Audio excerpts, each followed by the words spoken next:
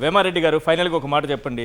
మీ party నాయకుల్ని ఎవరైనా వెళ్ళి వాస్తవాలు పరిశీలిస్తామంటే అక్కడ శాంతి భద్రతల సమస్య సృష్టించేటటువంటి ఒక ప్లాన్ కుట్ర జరుగుతోంది. సో అక్కడ రైతుల్ని కష్టాలు బయటకు చెప్పుకోవాలంటే వాళ్ళకి అండగా నిలబడాలంటే పవన్ కళ్యాణ్ గారు ఏమన్నా చొరవ తీసుకుని ముందుకెళ్లే అవకాశం ఏమన్నా కనిపిస్తోందా మీకు? ఆయనైతే ఎవరు అడ్డుకోరు కదా, డిప్యూటీ సీఎం అందులో. పవన్ కళ్యాణ్ గారు మనం అన్నీ చూసాం. ఇప్పుడే మీరు డిస్ప్లే కూడా చేశారు.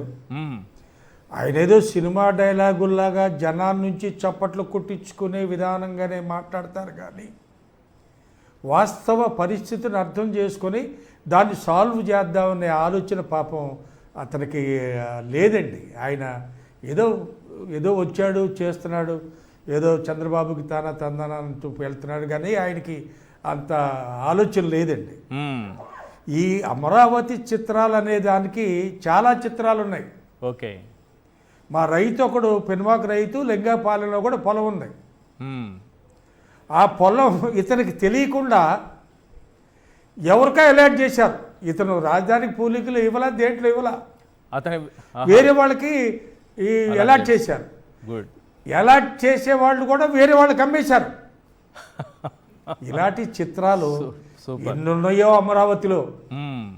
అమరావతిని ఇందాక మా బ్రదర్ చెప్పినట్లుగా, రైతు నాయకుడు చెప్పినట్లుగా, ఇది అంతా ఆయనకి ఏటీఎం, అతని బ్యాచ్కి, అతని అనునాయులకి, వాళ్ళందరికీ ఏ విధంగా దీంట్లో ఉపయోగం చేయాలనే విషయం తప్పిస్తే ఈయనకి పవన్ కళ్యాణ్ గారికి లేదు, ఈ చంద్రబాబు నాయుడు గారికి అసలు లేదు.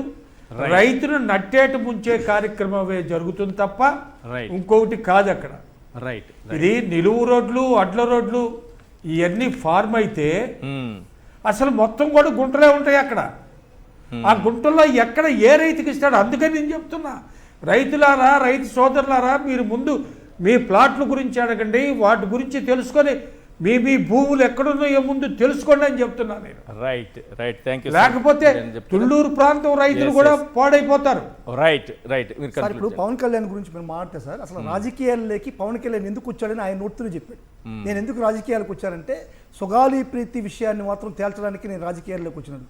అంటే అతను ఏమైంది, సుగాలి ప్రీతి లాంటి వాళ్ళకి న్యాయం చేయడానికి. ఈరోజు సుగాలి ప్రీతి ఏ విధంగా అన్యాయం అయిపోయించండి మీరు, అటువంటి దాన్నే అతను నెరవేర్చలేదంటే ఇప్పుడు రైతుల గురించి, రాజధానిలో రైతుల గురించి అతను పట్టించుకునేటువంటి పరిస్థితి.